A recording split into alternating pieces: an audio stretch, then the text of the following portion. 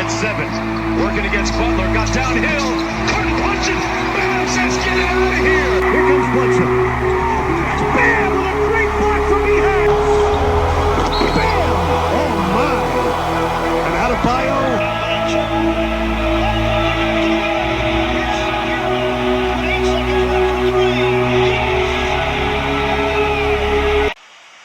So what's going on, you guys? Your man NBA fan crazy here, back on the channel with another video. Before we get on today's video, make sure you subscribe to the channel to obviously not miss a piece of daily NBA content. Now saying all of that, let's get on today's video. So the Miami Heat won against the Toronto Raptors 111 to 102, primarily because of how efficient Kendrick Nunn was scoring from the field. 28 points, 9 for 12 from the field, 4 for 6 from 3, and Duncan Robinson's best quarter scoring wise with 12 points, tying his 12 points in the first quarter against in the Christmas Day game against the New Orleans Pelicans. So for more on that, let's roll the tape, man. Let's roll the tape. So this is game recap. So let's get into game recap here. So this is sometimes gonna be takeaways, sometimes it's gonna be a pure recap alone. Okay, for the past few videos I've been doing more of a recap style thing than the takeaway one I'm used to, but either way, let's get into it. So my main takeaway from this game was, let's get into the Raptors part first. So one of the main reasons why the Raptors lost was because let's be honest here. Chris Boucher, he didn't have the production that he did when the Raptors won. To be honest with you, no one pretty much did. Everyone had an off night. Chris Boucher, he mostly puts up like a 15 point, like, let's see his averages here, but Chris Boucher, he's really been the closing center for this team. Aaron Baines is not playing well, and Alex Len has pretty much he's been waived because he couldn't guard anything, and teams would kill him in the PNR coverage, and he couldn't perform a PNR coverage, PNR defensive coverage, anything. He can't. Yeah. Chris Boucher averages 15.5 points, 6.6 rebounds, 1.1 assists. He's third on the team in PER, if I'm right. So Chris Boucher didn't have the offensive production he had, and according to me, none of these teams they had faced other than probably the 76ers had the center that the Heat had, because the 76ers had Joel Embiid, was obviously better than Bam Adebayo because he weighs like a 7'1", 280 pounds. Legitimate 7'1", 280 pounds. Bam is 6'9", 255. What is Chris Boucher? He's like 6'9", 200. Okay, they're using him as a 200-pound center.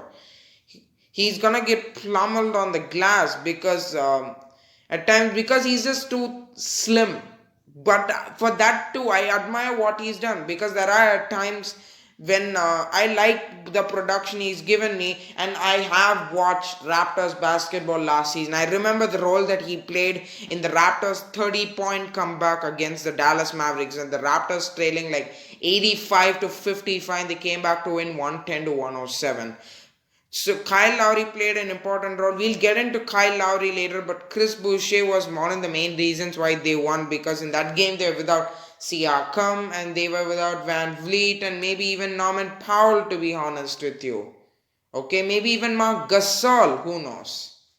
So either way, Chris Boucher has been one of the team's positives this season. This game, he couldn't provide the offensive production that Toronto needed in center. So either way, and him not coming up big, and him being out, Chris Boucher had total 1 rebound, and Bam Adebayo had 13 rebounds. So I'm just saying, as far as size and height go, he has a crazy wingspan though. That's the thing. For a guy that is as slim as him, he has a pretty crazy ass wingspan though. I'll tell you that. 2.6 meter, and then everything else. I like the guy. Okay, He's already 28 years old. He's older than Siakam. He's older than Siakam. But either way, for the role he played today, he was playing pretty well, filling in what they expected out of Aaron Baines. Was not played very well. He only hit his fourth three yesterday. For how as well as Aaron Baines shot last season, he hasn't shot well at all this season. You would expect him to fill in Gasol's activity defensively because though Gasol played an important role in the 2019 NBA playoffs, he wasn't the guy they needed because teams just try to switch Gasol onto them. He doesn't have the mobility that he somewhat used to have. He gets caught off guard. Mostly operates as a defender, a good defender now used to his due to his positional defense and IQ awareness. Well, and you expect Aaron Baines to fill in. He hasn't done that. It's only his fourth triple of the season. He hit yesterday to put them up let's say a Wednesday to put them up 61 to 58. Only his fourth triple of the damn season. And I was watching one guy. He's a pretty devoted Raptors fan. If you want to watch content, you can go watch a guy. His name Luca Rosano. I like his content. He's passionate. He's very passionate about the Raptors himself. He also gives his insights on some other things. And if you want to watch his NFL channel, go visit Red Zone Rosano because it's not in his featured channels list. But either way, I'm just throwing it out to you. If you're a Raptors fan and listening to this podcast, go see a fellow Raptors fan's content, Luca Rosano, because I really like his content and he's very passionate about the Raptors as a whole. And I was watching his live reaction yesterday. I feel sorry for the dude because I understood everything he pretty much said. I get it. And for one thing, he said the Raptors don't even have a damn center because as much as Boucher does, he's only 6'9", he's 200 pounds to be honest with you. So, either way, Chris Boucher couldn't do what he did in the previous games and you can't blame him for that too. Kyle Lowry, he wasn't that good outside of the so-called hot start he had yesterday. He played 36 minutes and you played OG Anunoby 40 minutes. Either way, you played Kyle Lowry 36 minutes yesterday. So he went 2 for 12 from the field, 1 for 10 from 3, and 1 for 10 from 3 was part of his struggles from 3-point land where he just hit a triple like early in the game where he put them up, put the Raptors up 7-6. He really struggled after that. I don't even feel like he attempted a lot of field goal attempts because from what I saw, he didn't even attempt a lot. He used to maybe let's say a bit passive. He looked passive, okay? So Kyle Lowry struggles and he's been pretty much since the playoffs started last year the best player, Kyle Lowry. Though I still believe it's Siakam, but whatever. So you needed Kyle Lowry to play well, and as per what fans in Toronto have said, because the Raptors are one of my favorite teams, probably my second most favorite team because of how well they play and played overall. So I used to watch some Raptors content, so don't take it out at me. Sorry, but. One guy said put the ball in Lowry's hands and let him do the job. Let's just say do the job and then facilitate for the others and score for himself. He damn sure didn't score for himself this game, and it's one of the bigger reasons why the Raptors lost. And going 1 for 10 from 3 didn't help. So that's gonna be my next takeaway. The Raptors shooting 16 for 49 from 3 was one of the main reasons why the Raptors lost this game. Because overall in the season, I think the Raptors are second in 3-point makes, 16 and 43. The makes only second to Utah is also a very good 3-point shooting team, just like they were last season when they were ahead of us in 3-point percentage. I think they were like a 37 or 38% for the season last year. Utah was. Either way, the Raptors second in makes, but this game though they made 16, they were 49 attempts from three. That is mind-boggling. Even the Heat took 40 attempts. They made 18 of those. Raptors took 16 for 49. This team lived, just as you can say for us too, because sometimes we lived and died by the three last season, to be honest with you. This year's Raptors look the same as we did last year from 3-point shooting terms, because we need spacing for our two stars. Those guys need spacing because they are good shooters from deep, okay? And it suits their roster too. Kyle Lowry is a pretty good shooter. Fred VanVleet, so is sometimes OG Anunoby at times, who has underrated strength under the rim. And I saw him finish a layup over Bam and then put a post move on a Chuva underneath the rim in the fourth quarter, put the Raptors, cut the deficit to 385 to 88 for the Raptors. So I saw him put this post move and slam. His strength is underrated a little bit as far as wings go. Siakam also didn't have that great of a game. His groin iffy. After that zone, they caught him backdoor. Achua tried to contest and then he fell down awkwardly. He went back to the locker room and came back after a while. But he just wasn't the same after that though, to be honest with you. So Raptors shooting 16 for 49. It accentuates the strength of the roster itself, but no man, it wasn't so. Either way, let's move on to the Miami Heat part, because there's not a lot of things to talk about the Heat, especially only about the things what they did better than last game. First takeaway, let's go from the Miami Heat side. Kendrick Nunn, I really appreciate what you did out there. 28 points, 9 for 12 shooting and 4 for 6 from 3, same as Duncan Robinson. Kendrick Nunn was really essential for us to win this game, man. Same as Kendrick Nunn, who came up pretty big, though he only had 18 points the last game. He was really big. You could see the shots he made. It was some of those we needed, because Jimmy and Hero are out.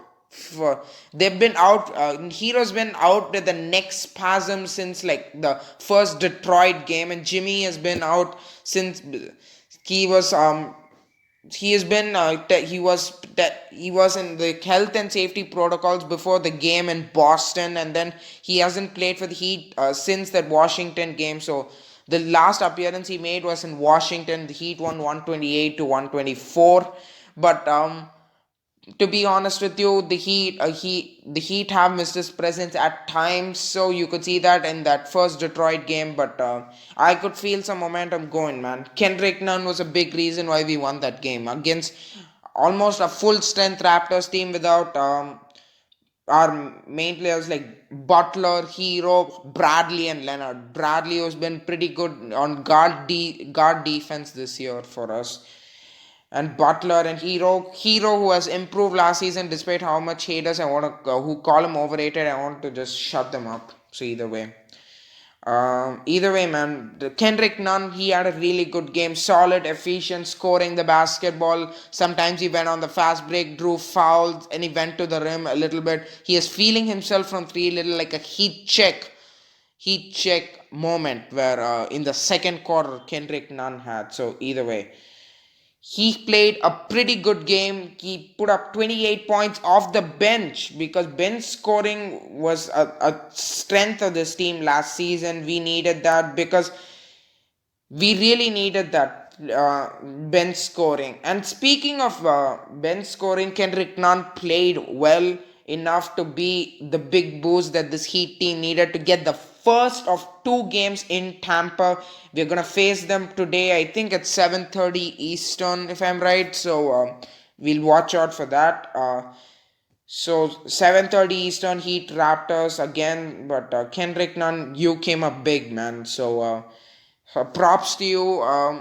And he's a professional, because he was just waiting for his minutes, and he immediately came in and contributed. Not as much as in the first Detroit game. The second Detroit game, we really needed him.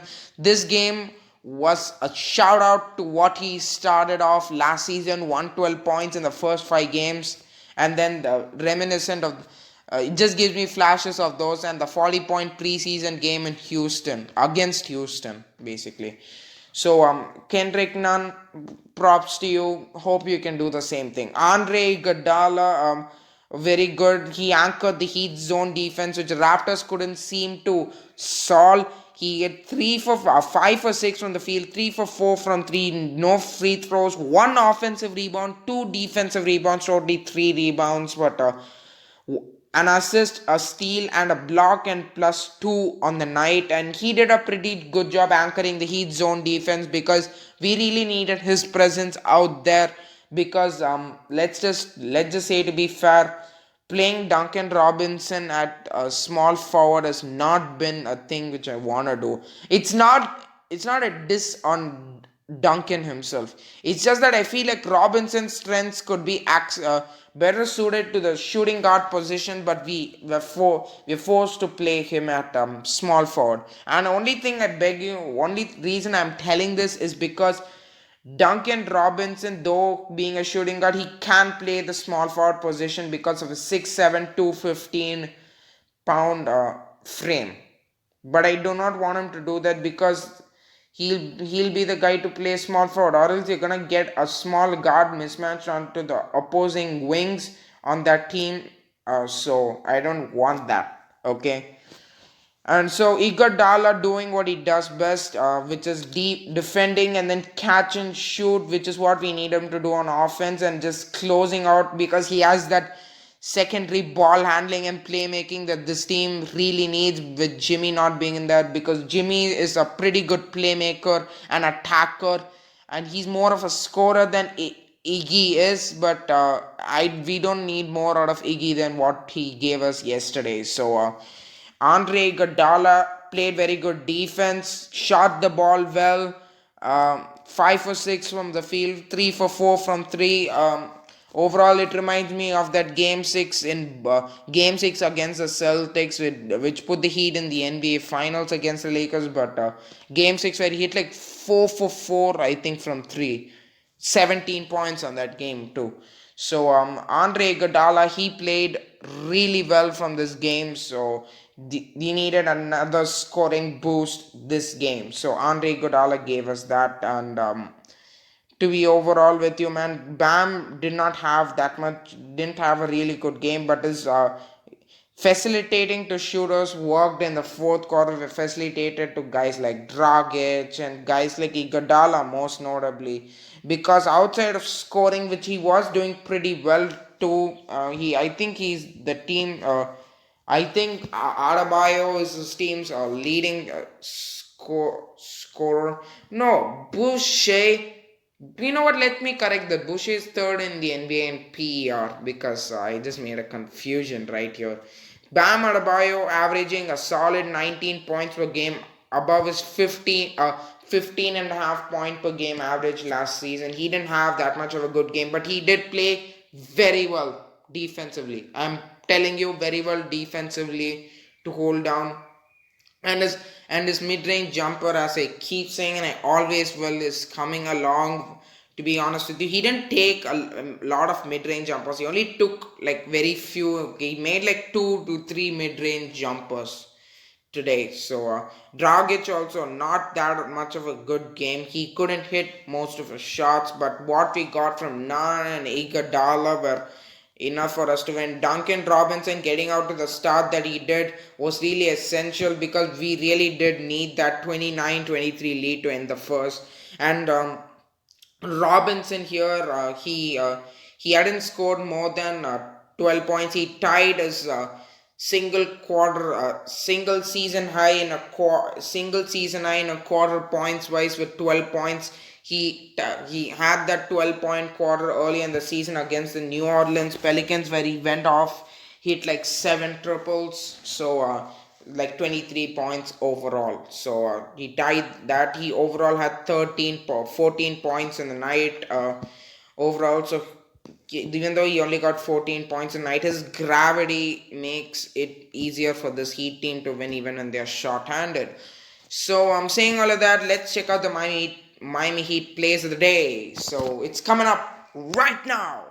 Down shots and being aggressive on both ends of the floor. Miami right now is on a 20-8 run. None on a pull-up three. Splash in another one. In Quebec, then played 2 years as an Oregon Duck. Oh, nice give and go. Kendrick Nunn with a left hand, scoring on a Bam assist. At a timeout they may be able to use here towards the end of the quarter. Bam inside, muscles it up on Boucher, draws the foul. So that's the Miami plays of the day. So I thank you guys for watching the video. Next up will be Heat-Raptors game recap after today's 7:30 p.m. game. So I will see you all next time. Until then, peace out all of y'all. Thank you guys for watching the video. If you like the content put out by me, please subscribe to the channel. Do not miss a piece of daily NBA content. And I will be seeing you guys in the next video.